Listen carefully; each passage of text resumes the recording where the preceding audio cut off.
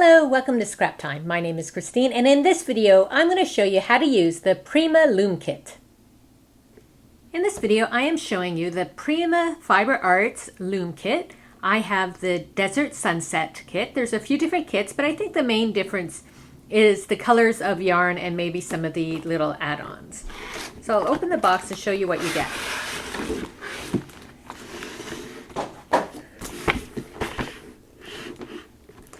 So this is your kit here. You have a couple regular size yarns and then a couple thicker ones, and this one we have the thick orange and this white. They've included this, which I think they use as the weft yarns. I didn't use it for that, but I think that's its purpose. Then there's some cute little add-ons, flowers and that you can add on to your final projects, and some little metal embellishments as well. And then here is everything you need. You have your loom frame, the metal to put it together, your shuttle, a tapestry needle, and your weaving comb. And as well, there is a little instruction book that shows you how to do some of the basic weaves as well as the fringe and that, and gives you some ideas. So I have a kit going already, and I'm going to show you that now.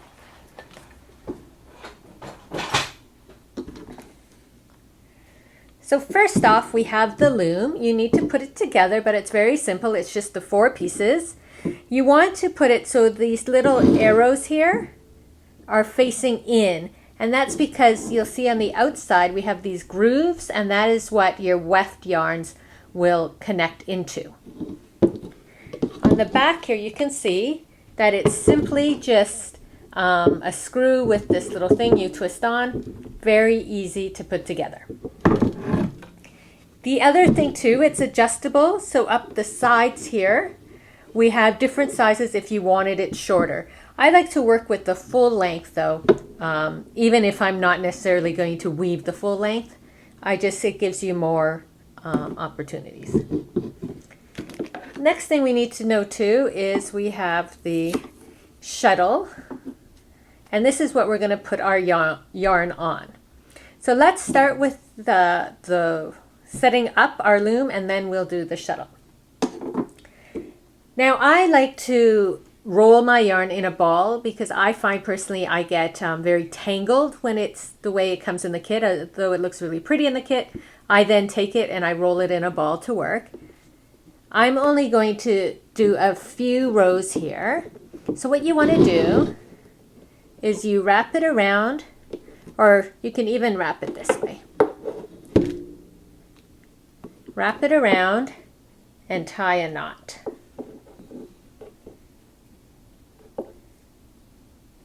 And that will keep your thread. Now let's see here. From our arrow, we have 1, 2, 3, 4, 5 rows over. So up here, I'm going to count 1, 2, 3, 4, 5 to make sure that it's straight. This end's the same as that. It just catches in that groove, and then I'm just going to go back and forth. Now this here is called our weft. Now if you get confused between the warp and the weft, if you say the word weft, your mouth opens up. So it's the long ones.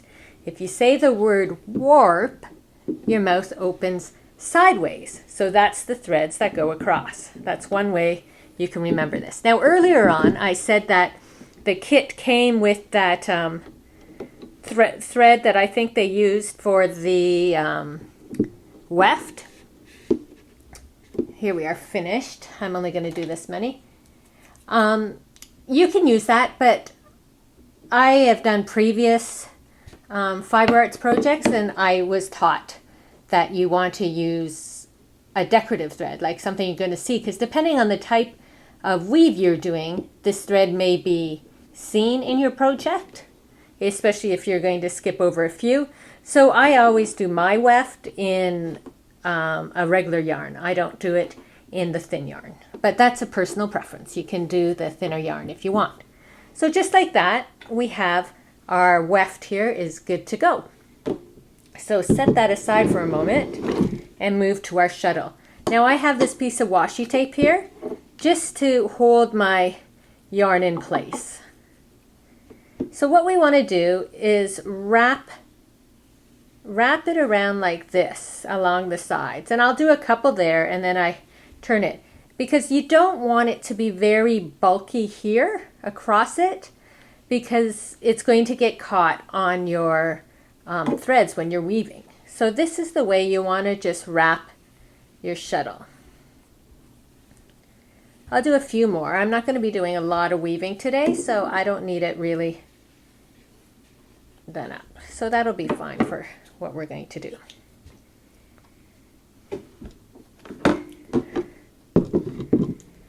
Then another suggestion is to cut off the side of the box and put it here to just give you a bit more space. So I'm just going to weave it in and out of my thing here.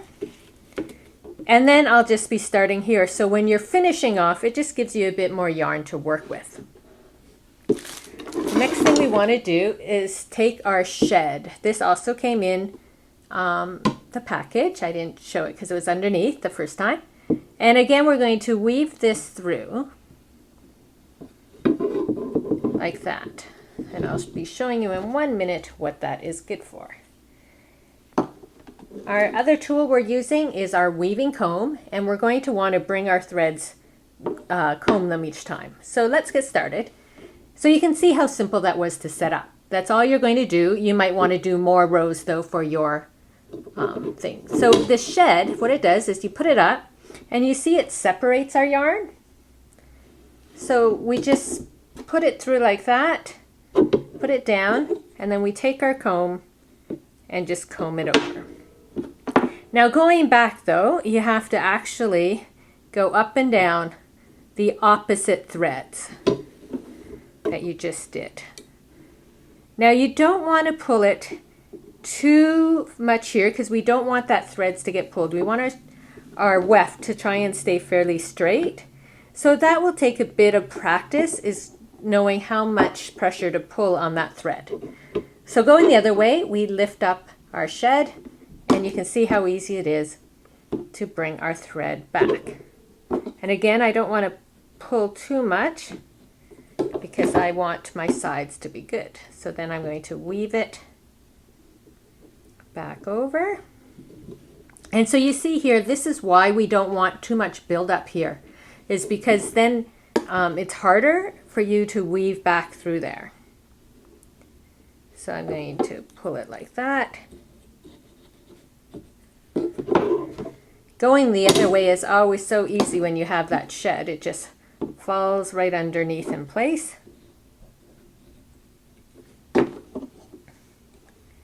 And then we weave back over. So that is your basic weaving. One thread up, down, up, down.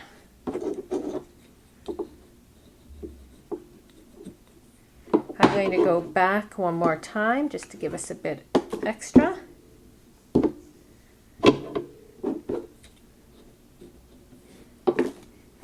Now, this project you can do in an afternoon. You can make yourself a finished tapestry in an afternoon. So it's a really great project to work on, because in such little time you can be finished off with a really nice tapestry.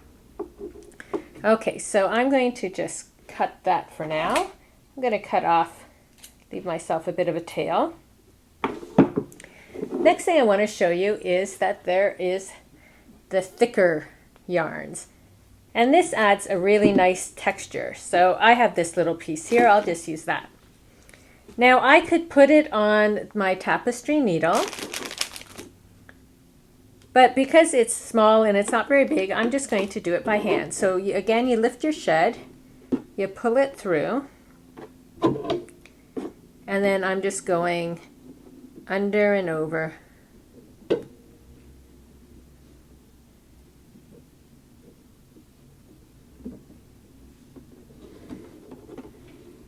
And again, I don't want to pull too much on that, and we comb it down. So it's fun using these thicker yarns because you get some great texture and it fills up your space that much quicker because it's so thick.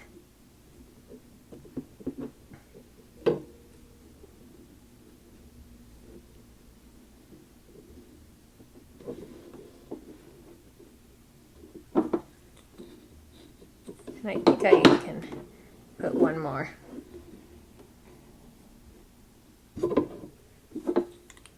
So you can see how much space we just did with 4 rows compared to that. And this is another example here. You can see that blue between there. So if you had used the white, you'd be seeing white. So that's why I say when you're choosing your weft threads, choose something you don't mind in your design. I actually like how the blue is there with the orange.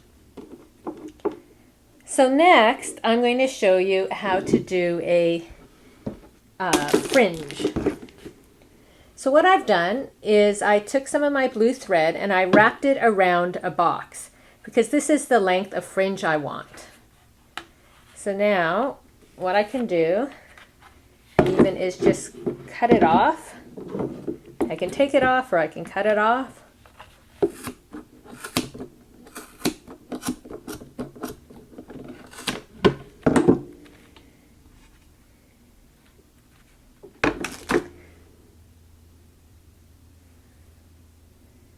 So I'm only going to take a few at a time. I'm not sure how many I have here. So I'm taking 3. Now to do a fringe is very easy. What you do is you divide it in half. You take 2 of your weft threads, yarns. You put it over and through the middle and over and through the middle. Now I have mine uneven, so I can just pull it. And you can see it makes that knot. If you pull tight, it makes a little knot. And then I pull it out of the way. Now I want to just mention here that I'm working from the top of my tapestry down. I know sometimes people will work the opposite direction and do from the bottom up. So it's all a personal thing. I find when I'm doing this, I may or may not have something in mind. I might just be having fun, or I might have a design in mind. So I just prefer to work from the top down. So I'm going to just do these. I'll show you again. It's really simple. You just go around to the middle.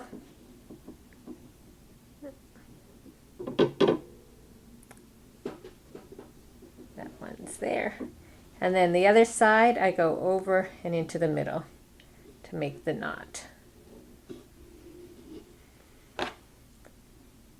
And of course you can make these with as many pieces of yarns as you want, depending how thick you want your fringe, but for this demo I'm just using 3 pieces.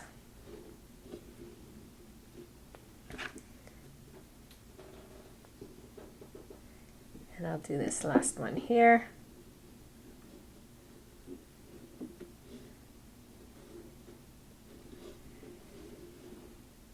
So like that. So now what we can do, even though it's like really small, but just so I can show you how to finish it. What you do to finish, I'm going to cut it up here because I don't need all that. But normally you would cut it at the end, but you take 2 at a time, you cut, and then you tie a knot. And that's also what will hold those fringe in place. You only want to do 2 at a time so you can control your piece. You don't want all the yarns everywhere.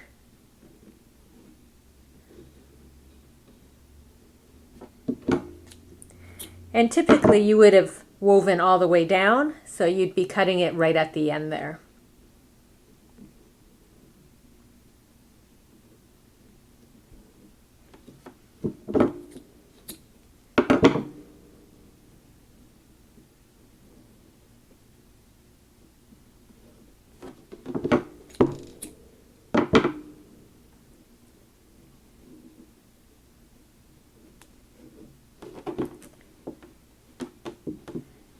So then for this piece side, I can just take this out and lift it off.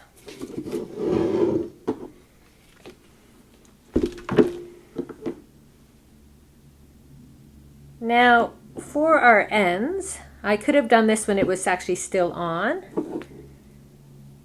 but since I took it off, it's fine.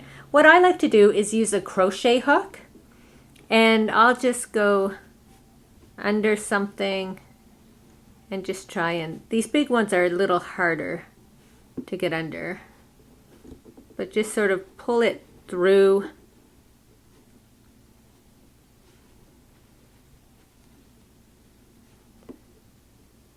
I'll pull that through more, but just to give you some idea, I just get my yarn and pull it through one of the ends. That's how I sort of deal with all those ends. Now the top of this too, you do the same thing. You can cut them. This is why we put that extra piece in, just so we had more yarn to work with here. You can cut it and then just tie it to finish it.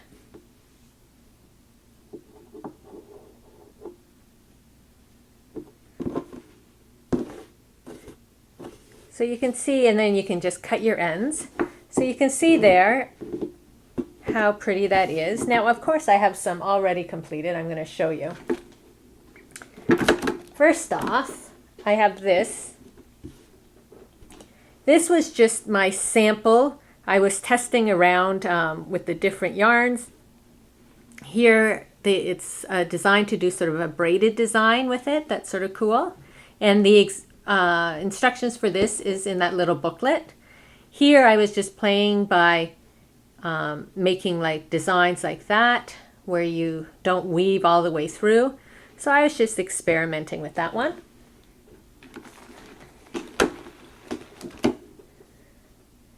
Then this was one I did, and I just did that simple in and out that I just showed you, and I took that weft thread and actually put it with my regular gray yarn just to add a bit of the white through there. Another way you can use it. You can see my nice long fringe I put on. I added some of the flower detail, and then what I do is I got some sticks and I just sew a yarn and sew my tapestry to my stick, in and out, in and out, in and out. Here on the back, I'll just show you some finishing, how I just took those ends and put them through there. And then here I actually sewed that white one in place because it's so thick. And so I just put my ends like that. When I have a fringe, sometimes I just let these little ends mix in with my fringe. And then I would get a ribbon or another yarn to actually hang it. But you can see how pretty it is, and it's just the basic weave. And then I want to show you this one. What I did was I got some other yarn.